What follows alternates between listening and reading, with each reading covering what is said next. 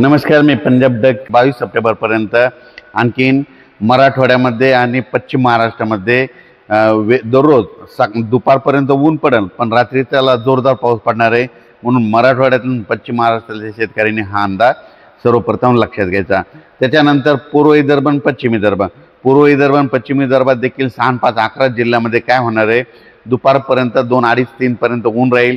त्याच्यानंतर काय होईल, लगेच स्थानिक वातावरण तयार होऊन 22 तारखेपर्यंत पश्चिम विदर्भात देखील आणि पूर्व विदर्भात 11 जिल्ह्यामध्ये दररोज वेगवेगळ्या भागात भाग बदलत पाऊस पडणार आहे. म्हणून हे अंदाज लक्षात येतात. त्याच्यानंतर उत्तर महाराष्ट्रातल्या शेतकऱ्याला सांगू इच्छितो की उत्तर महाराष्ट्रात देखील तशीच परिस्थिती राहणार आहे. 22 सप्टेंबरच्या दरम्यान उत्तर महाराष्ट्राकडे म्हणजे नाशिक जिल्हा, नंदुरबार, धुळे, जळगाव या जिल्ह्यामध्ये की काय होणार, दुपारपर्यंत ऊन राहील, तीव्र ऊन राहील, पण रात्रीच्याला अचानक काय होईल, वातावरण तयार होऊन विजेच्या कडकडासह काही भागामध्ये वेगवेगळ्या भागात भाग बदलत भाग सोडत पाऊस पडणार आहे. म्हणून हा 22 तारखेचा अंदाज लक्षात द्यायचा. 23 तारखेपासून 23 सप्टेंबरपासून राज्यातला 2-3 दिवस थोडा पावसाचा जोर कमी होणार आहे.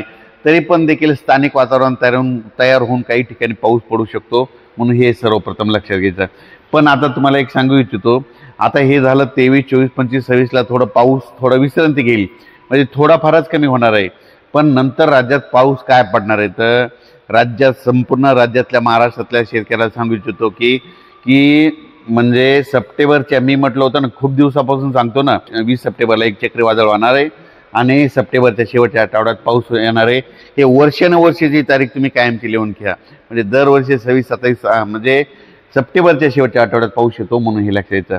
पण तुम्हाला एक सांगू इच्छितो, सप्टेंबरच्या शेवटच्या आठवड्यात आता राज्यामध्ये काही ठिकाणी अतिमुसळधार, कुठं मुसळधार, कुठं रिमझिम, कुठं अतिवृष्टी होईल, कुठं ढगफुटी सदृश्य पाऊस पडणार आहे. म्हणून हा अंदाज लक्षात यायचा.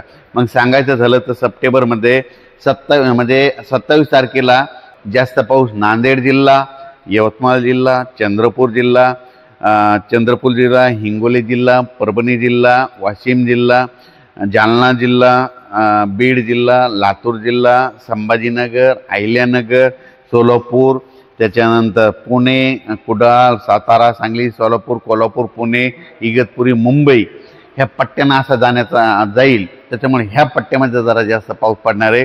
म्हणजे 27 ते 30 तारखेपर्यंत, म्हणजे 27, 28, 29, 30 राज्यात परत एकदा मोठा पाऊस येणार आहे. म्हणून जे धरण क्षेत्रातील जे नदीकाठचे शेतकरी त्यांनी काय करायचं, म्हणजे 27 ते 30च्या दरम्यान तुम्ही तुमचे जनावरं असेल, तुमची पाईपलाईन असेल, तुम्ही काय करायचं, तयारी ठेवायची. पाईपलाईन असेल तर काढून बाजूला आणून ठेवायची. जनावरे त्या 8 दिवस म्हणजे 30 तारखेपर्यंत नदीच्या बाजूला बांधू नका. पण राज्यात सांगायचं झालं तर तो पाऊस ह्या जिल्ह्यातच नाही, तर म्हणजे राज्यामध्ये सगळी पूर्व विदर्भ 6, 5, 11 जिल्हे, त्याच्यामध्ये जिल्हे आहेत. आपण काय करू, जिल्ह्यावाईज सांगतो. तर काय करू, सुरुवातीला आपण काय करू, नांदेड जिल्ह्याकडून घेऊ. सुरुवातीला नांदेड यवतमाळ जिल्ह्याकडे पाऊस सुरू होणार आहे. नांदेड यवतमाळ जिल्ह्याकडे बी देखील काही भागामध्ये असा जोरदार पाऊस होईल, ते म्हणजे शेवटच्या आठवड्याचा काही ठिकाणी अतिवृष्टी होईल. नांदेड जिल्ह्यात बी तसंच होईल, यवतमाळ जिल्ह्यात देखील तसं होईल. चंद्रपूर देखील तसंच होणार आहे. चंद्रपूर देखील जिल्ह्यामध्ये काही ठिकाणी अतिमुसळधार होईल, कुठं मुसळधार होईल, कुठं रिमझिम होईल. नागपूर जिल्ह्यात बी तसंच होईल. काही जिल्ह्यात अतिवृष्टी होईल, कुठं मुसळधार, कुठं रिमझिम. त्याच्यानंतर अमरावती जिल्हा, वर्धा जिल्हा आणि भंडारा जिल्हा ह्या तिन्ही जिल्ह्यात बी काही भागात जास्त काय, कुठं रिमझिम, कुठं अतिमुसळधार, कुठं ढगफुटी सदृश्य. त्याच्यानंतर काय होईल की अमरावती नंतर अकोला जिल्हा, बुलढाणा जिल्हा, वाशिम जिल्हा ह्या 3 जिल्ह्यामध्ये देखील म्हणजे 27 ते 30च्या दरम्यान, म्हणजे त्या 3 दिवसामध्ये की काही ठिकाणी मुसळधार, कुठं अतिमुसळधार पाऊस होईल.